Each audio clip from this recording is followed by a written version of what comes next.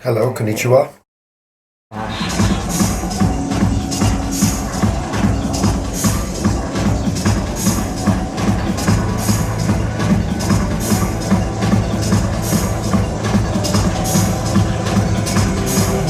It's part of my life because my father sent me to Japan when I was 17 years old for a youth exchange program, and it was a life-changing experience for me.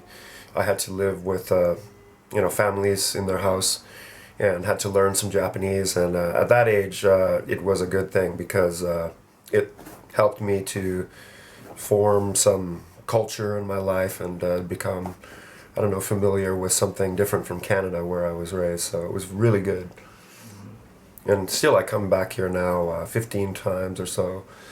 Come here every year since, so very good. I've always loved YMO. I mean, that was the first inspiration for me.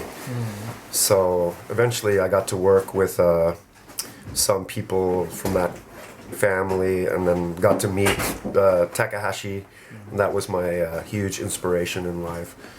And then later, now the modern electronic music helped several bands to become signed to US record label from Japan. One guy is playing here tonight with us, Yutaro Triple Z Triple A from Osaka. Probably the most hardcore electronic musician I've heard in many years. I like many styles of music, and that's I never have just liked one style. Like one day I want to listen to Sun Ra, and the next day I want to listen to dub reggae. The next minute I want to listen to some old disco. I like music all over the map. I mean, even the disco era inspired me. Even Donna Summer, I Feel Love. I can listen to that all day long. But one of my favorite styles of music right now is Japanese electropunk. Yeah, cool. Hardcore.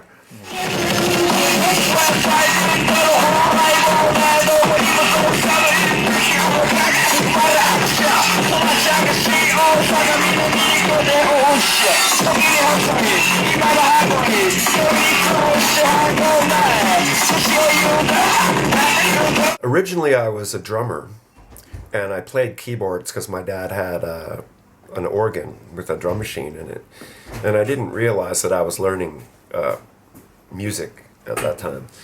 And then later, after I went to Japan, I came back, and some friends wanted me to be in their band. I don't know. I was like, okay. I didn't know anything about anything, and these guys, they had each guy had old synthesizer setup. So one guy had like an ARP 2600 and a bunch of Korg stuff. One guy had the first Pro 1 and the first Prophet 5 that ever came out. He spent so much money on it. And another guy had old Oberheim. And so right away I was learning from these guys about synthesizers. And then eventually, some years later, I realized I could make an idea with my experience. So our band was using drum machines and Simmons drums and many electronic devices very early in the beginning of the 80s. But the music style wasn't right. So one night I was bored and decided I wanted to make some new music, and I met a friend, and he just by chance I said, "You want to sing on this?" And so he wrote some lyrics, and that is how Skinny Puppy became born in 1983. And the the history was that we got some free studio time and started to use it and created our first album. This album sold very well, very quickly, and we became signed to a record contract. So I was surprised. I was like, wow. Very quickly, everything was happening, and I thought maybe we could make this music for a year or two or three, but now many years later, 32 years later, and I don't even know how many albums we've made, but it's been I was happy we could find success.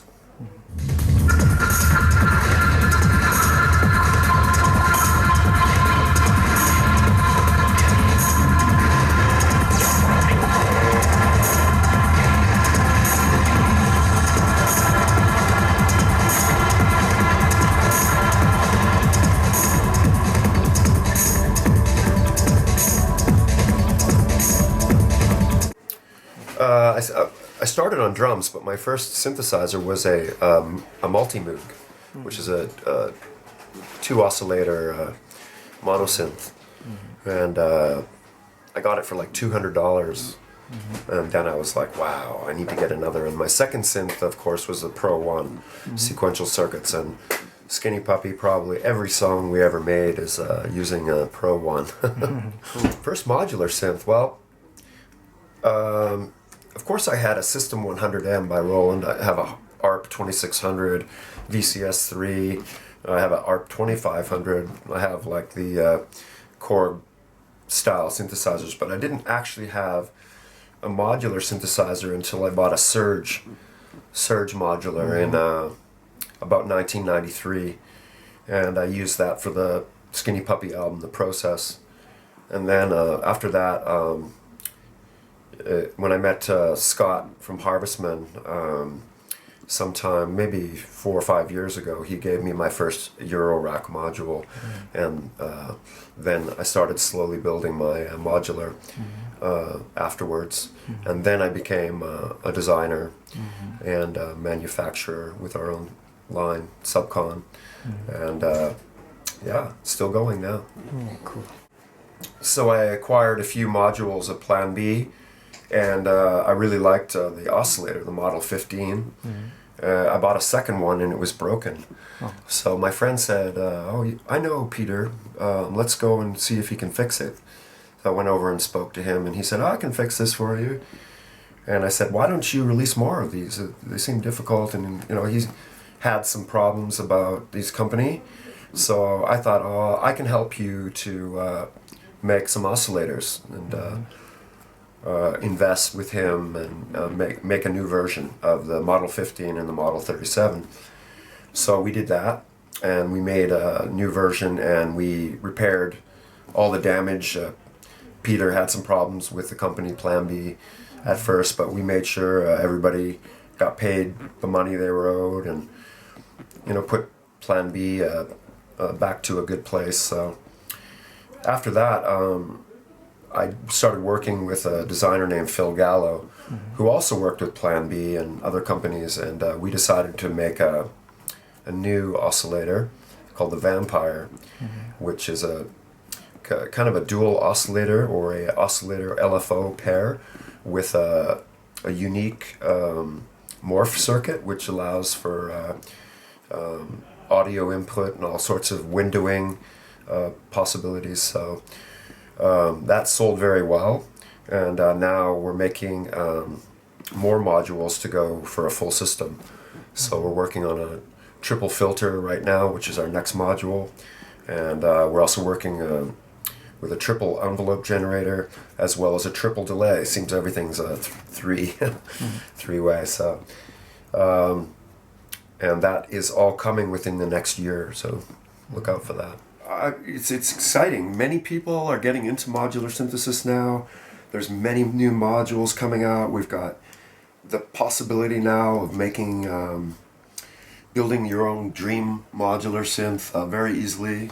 It's not so high priced like it was with collectors, or you didn't have to find some old system and get it repaired or whatever. So with the new designers these days, they're all thinking new style of thinking and building modules, which are very exciting. So I think it's just started.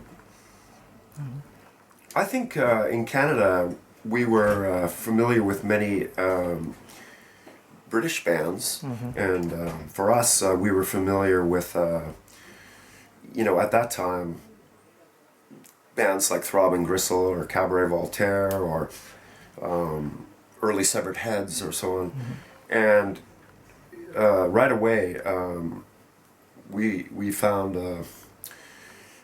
similar thinking. We wanted to think that way, but our idea was we wanted to make something with the drums, the production of the drums to be more heightened.